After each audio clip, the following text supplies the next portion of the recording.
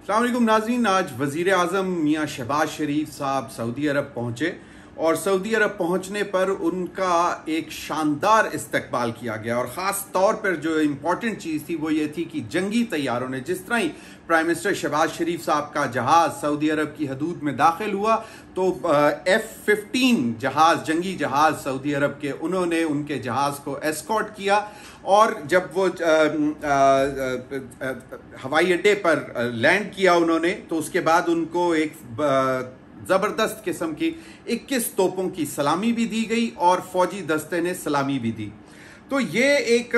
Unprecedented इसलिए कहा जा रहा है कि अब तक पहले शायद कभी होता होगा, लेकिन रीसेंट पास्ट में अब तक इस किस्म का रिसेप्शन जो है वो दो सदूर को मिल चुका हुआ है। एक सदर ट्रंप को जब वो सऊदी अरब गए थे तो उनको इस किस्म का इस्तकबाल दिया गया था, बाकायदा फजा में फौजी तैयारे उड़े थे और उनको भी वेलकम इसी तरह किया गया था। और दूसरे थे सदर पुतिन, रूस के सदर। तो इस हवाले से अगर देखा जाए तो प्राइम मिनिस्टर शहबाज शरीफ को एक एक्स्ट्रा ऑर्डिनरी VVIP प्रोटोकॉल मिला है, रिसेप्शन मिली है, जिसको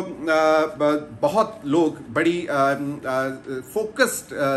नज़रों से देख रहे हैं। क्योंकि अभी आपको मालूम है कि हाल ही में अभी 2 रोज़ कबल जो है वो दोहा में अरब लीग और organisation of Islamic countries OIC का एक एक्स्ट्रा ऑर्डिनरी समिट हुआ था और वो समिट था दोहा में जो इजराइल का अटैक हुआ था और वहाँ पे तमाम मुसलमान जो लीडर्स थे वहाँ मौजूद थे। मोहम्मद बिन सलमान जो सऊदी फरमारवा हैं वो भी वहाँ पर मौजूद थे। तो सऊदी वली अहद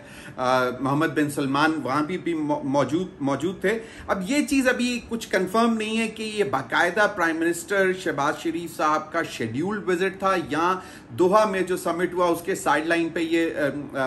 फाइनलाइज हुआ। लेकिन जो भी देखा गया वो यही है कि एक ऐसे लगता है कि जैसे एक बहुत बड़ा एक एजेंडा है जिसके तहत सऊदी अरब ने प्राइम मिनिस्टर को इतना प्रोटोकॉल दिया है। और army chief field marshal Asim Munir साहब भी जो हैं वो प्राइम मिनिस्टर शहबाज शरीफ के हमरा हैं। नाज़रीन, ये एक जिस तरह मैंने बताया कि एक फ़कीदुल मिसाल इस्तकबाल तो है ही है, लेकिन देखना यह है कि इसके पीछे है क्या क्या चीज़ें इस अहम दौरे में से निकलेंगी। एक रोज़ा दौरा है, कल प्राइम मिनिस्टर शहबाज शरीफ साहब वापस आ जाएंगे और इसके बाद हम आपको बताएंगे कि उन्होंने आगे कहाँ जाना है। और ये जो सूरत हाल है वो बड़ी इम्पॉर्टेंट इसलिए भी दी जा रही है कि कहा जा रहा है कि कोई दिफाई मुआहदे होने का इम्कान है कि शायद सऊदी अरब पाकिस्तान के साथ कोई दिफाई मुआहदे करेगा, शायद कोई डिफेंस इक्विपमेंट खरीदेगा या फिर जो पाकिस्तान की रिक्वायरमेंट्स कुछ हैं शायद वो भी प्राइम मिनिस्टर सामने रखेंगे। सैलाब की सूरत हाल है, हो सकता है पाकिस्तान को कुछ थोड़ी बहुत इमदाद भी चाहिए होगी सऊदी अरब से। और कहने वाले तो शायद ये भी कह रहे हैं कि जिस तरह ऑयल फैसिलिटी पहले हमें सऊदी अरब देता था डेफर्ड पेमेंट पे, शायद वो इस दफ़ा भी प्राइम मिनिस्टर इस हवाले से भी बात करेंगे। लेकिन एक और बड़ी इंपॉर्टेंट चीज़ है, ख़ास तौर पर अरब लीग और OIC का एक्स्ट्रा ऑर्डिनरी जो समिट हुआ उस दौरान कुछ चीज़ें डिस्कस हुई। एक तो इस्लामी ममालिक की टास्क फोर्स बनाने को कहा गया कि जो इजराइल की जारियत है उसको रोकने के लिए तमाम इंटरनेशनल फोरस पे जाकर एक इस्लामी ममालिक की यूनाइटेड टास्क फोर्स जो है वो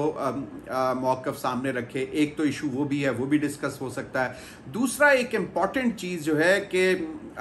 एक प्रपोज़ल वहाँ पे सामने आया था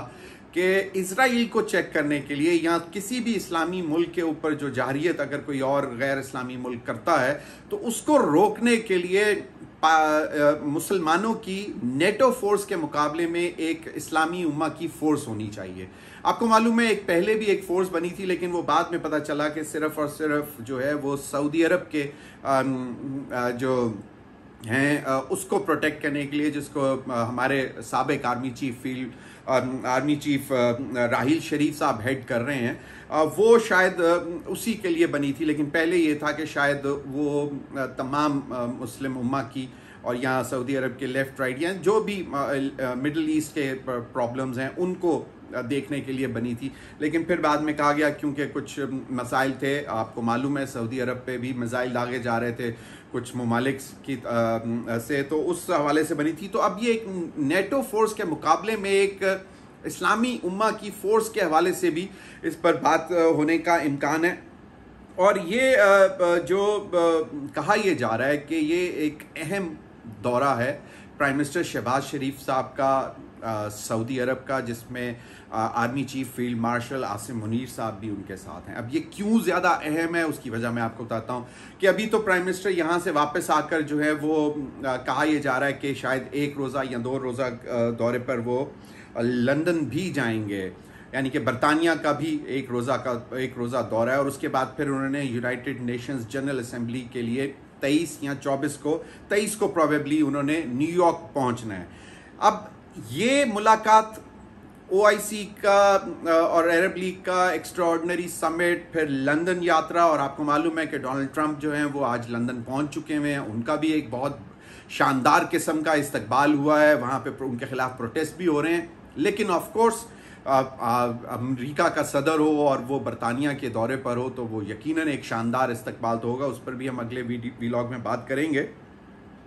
लेकिन अब ये लंदन से फिर प्राइम मिनिस्टर शहबाज शरीफ साहब का UNGA समिट में जाना, वहाँ पे यकीनन उनकी एक तकरीर भी होगी, और वो एक इन तमाम चीज़ों को बैकग्राउंड में ज़हन में रखते हुए, आपको मालूम है कि पाक भारत की जंग भी हो चुकी हुई है, जिस तरह भारत पाकिस्तान पर इल्ज़ामात लगाता रहा, फिर जिस तरह दुनिया भर ने भारत को शर्मिंदा किया, रुस्वा किया कि पाकिस्तान का कि कहीं पर भी अभी तक भारत जो है वो कोई सबूत नहीं दे सका कि 22 अप्रैल पहलगाम का जो फॉल्स फ्लैग ऑपरेशन था उसमें कहीं पर भी पाकिस्तान की इन्वॉल्वमेंट थी। हालांकि भारत उसके बाद अब तक इल्ज़ामात लगा रहा है। और फिर उसके बाद जिस तरह का पाकिस्तान को अमेरिका ने प्रेफरेंशियल टैरिफ रजीम में लेकर आए और एक बहुत नॉमिनल टैरिफ ऑफर किए, इंडिया के ऊपर जो है वो टैरिफ का बॉम्ब गिराया गया, 50% टैरिफ कर दिए गए। और उसके बाद फिर डोनाल्ड ट्रंप ने यह भी कहा था कि अगर भारत और रूस जो हैं वो इंसान सही नहीं बनते और अगर यूरोप उनका साथ दे तो वो 100% टैरिफ को भी बढ़ाने की बात कर रहे थे। लेकिन इसके बरक्स डोनाल्ड ट्रंप ने गुज़िश्ता रोज़ नरेंद्र मोदी को उनकी सालगिरह पर मुबारकबाद भी दी और प्लेजेंट्रीज एक्सचेंज की, और उसके बाद उन्होंने एक ट्वीट भी की जिसमें उन्होंने कहा कि मेरा गुड ओल्ड फ्रेंड, बहुत अच्छा दोस्त है, उसको मैं उसकी सालगिरह पर मुबारकबाद देता हूँ। तो डोनाल्ड ट्रंप की भी समझ नहीं आ रही। लेकिन coming back to prime minister Shahbaz Sharif visit,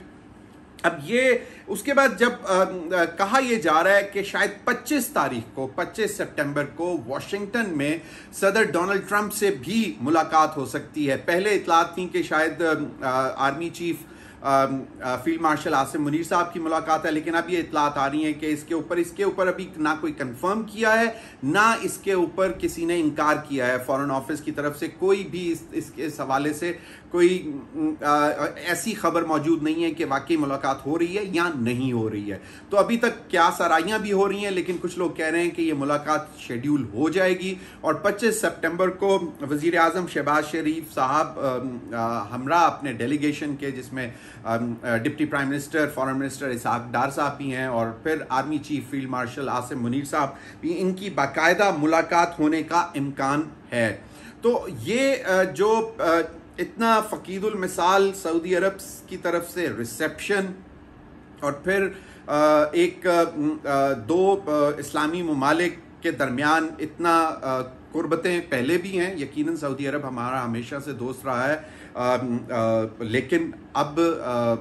Bharat के से जंग जीतने के बाद शायद पाकिस्तान को एक डिफरेंट नज़र से दुनिया देख रही है और प्रोबेबली यही वजह है कि सऊदी अरब ने भी पाकिस्तान के पहले भी वज़ीर आज़म और सदूर जाते रहे हैं, लेकिन इतना VVIP एक्स्ट्रा ऑर्डिनरी रिसेप्शन शायद पहले नहीं दी जाती थी। एक तो बड़ी वजह यह हो सकती है, दूसरा एक हमेशा से है, पाकिस्तान एक वाहिद इस्लामी मुल्क है जो कि एक न्यूक्लियर ताकत है, तो वो एक अपनी जगह मौजूद है। लेकिन अब इस दौरे में अगर कोई दिफाई मुआहदे होने जा रहे हैं तो वो बड़ा इम्पॉर्टेंट होगा, इस्लामिक उम्मा के हवाले से भी, आपका पाकिस्तान का इंटरनेशनल इमेज के हवाले से भी, और जो इस वक्त सूरत हाल हमारे ख़ित्ते में, जो साउथ एशिया में जो सूरत हाल है, उसके हवाले से पाकिस्तान का चाइना के साथ ताल्लुकात जो हैं वो अपनी जगह एक दुनिया उसको बड़ी जो समझती है कि जी बड़ी उस नज़र से देखते हैं कि जी यार ये तो कमाल ही दोस्ती है, यानी कि ऐसी मतलब ज़बरदस्त किस्म की दोस्ती है जिसकी मिसालें दी जा सकती हैं। तो ये एक सूरत हाल है। अब देखते हैं कि एक्चुअली इस दौरे में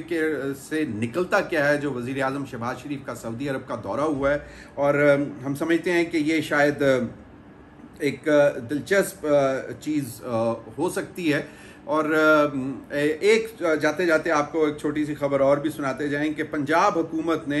हर तोते के लिए, जो घरेलू तोता जो बोलने वाला तोता होता है, उसके ऊपर रजिस्ट्रेशन फ़ीस लगा दी है। 1000 रुपया रजिस्ट्रेशन फ़ी देनी पड़ेगी हर घरेलू तोते को। और वो घरेलू तोते वही होते हैं जो ग्रीन तोता, जो जिसकी तस्वीरें चल रही हैं, तोता, एक तोता, ये ऑस्ट्रेलियन लव बर्ड्स की बात नहीं हो रही। तो ये तोते के ऊपर बाकायदा 1000 रुपया रजिस्ट्रेशन फ़ी लगा दी है, जो कि नॉर्मली बोलता भी है। तो अब बोलने वाले तोते पर, जो घरेलू तोता होता है, उसके ऊपर 1000 रुपया पंजाब हुकूमत ने एक नई पॉलिसी के तहत रजिस्ट्रेशन फ़ीस लगा दी है। बेसिकली उनका ये कहना है कि जी इस तोते की जिसको प्रोटेक्ट करने के लिए, कि ताकि इनका जो एक्सटिंक्ट ना हो जाएं। तो एक मुझे नहीं मालूम कि 1000 रुपया रजिस्ट्रेशन फ़ी लगाने से ये स्पीशी, इस ग्रीन पैरट, तो बोलने वाले तोते की स्पीशी को कैसे प्रोटेक्ट किया जाएगा, ये आने वाले दिनों में पता लगेगा। तो मैंने कहा आपके साथ ये शेयर करता चलूँ। बहुत बहुत शुक्रिया।